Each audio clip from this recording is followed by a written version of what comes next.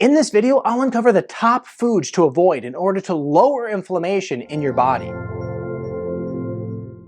Hey Wellness Warrior, I'm Dr. Zyrowski, and lowering inflammation in your body is incredibly important because when you have high amounts of inflammation anywhere, it leads to disease, especially if it's going on for a long period of time.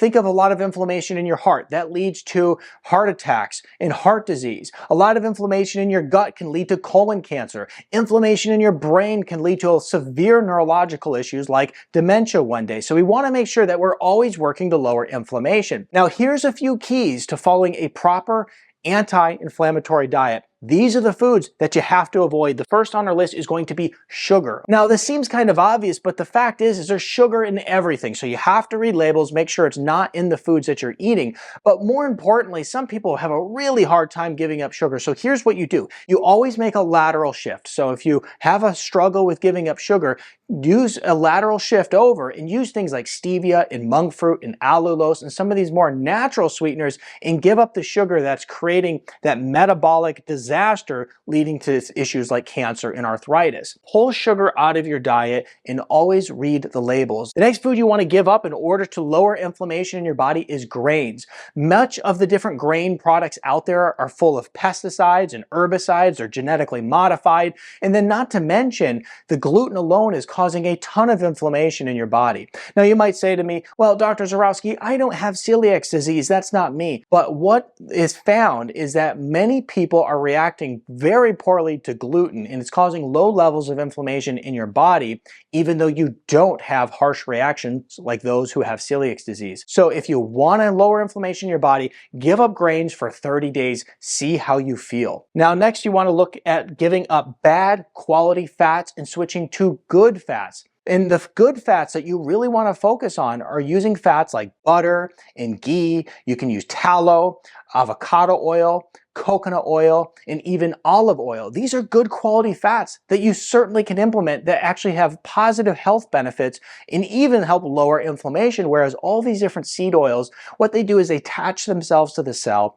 and as a result, they start to push the inflammatory process in the body. So make sure you're switching to good quality fats. These three things here are so critical to following an anti-inflammatory diet. And the reason that I'm pointing this out is because some people say, this diet stuff is so confusing, and I don't know how to follow a diet that lowers inflammation. These are going to be the key and structural building blocks to a good, healthy diet.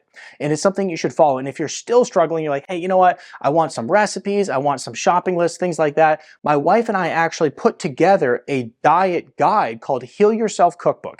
The Heal Yourself Cookbook was designed for my patients so that they could get it and they could go home and they knew exactly how I wanted them to eat. It's an anti-inflammatory diet. Also, it's low carb. And so if you want to get more information on that, you want that extra support, I'll put links in the description below to that. But once again, it's a diet that specifically was made for my patients. Next that we want to avoid here is processed foods. All these different packaged foods, well, they're loaded with artificial ingredients. These different artificial and processed foods, the issue with them is that they are designed to make foods have a certain texture, have stability on the shelf, taste a certain way, look a certain way. And the reality is that some of these ingredients literally are lab made. They're not even real food. They're chemicals. And unfortunately, many children and adults alike are eating these foods and it's driving inflammation in your body. Food dyes, all these things we want to make sure we're avoiding. And if this is confusing to you, you're like, oh, well, what do I eat? Once again, at the simplest terms, think meat and vegetables. If you really want to break it down and make it as simple as possible,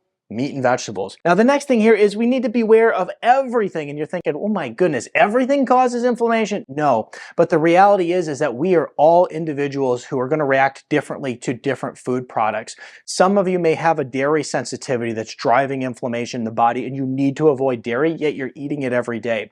Some of you may be reacting very poorly to what would be considered a healthy food, and that is raw vegetables, whereas you're getting inflammation because your body's not liking the reaction that's coming from them.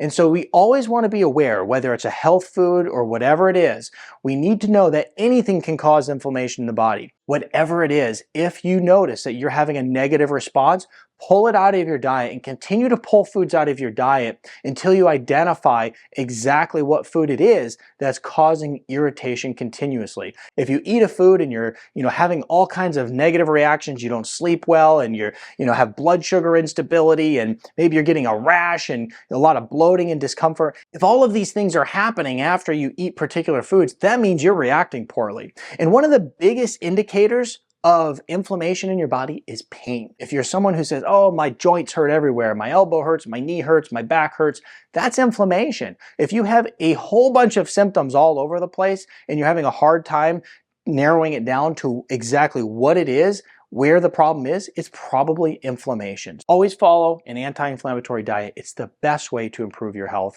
in its entirety. I'm Dr. Nick Zyrowski. Be sure to like this video, subscribe, and share it with your friend. For goodness sake, they need this information too. And if you like this video, I think you'll really like this one next.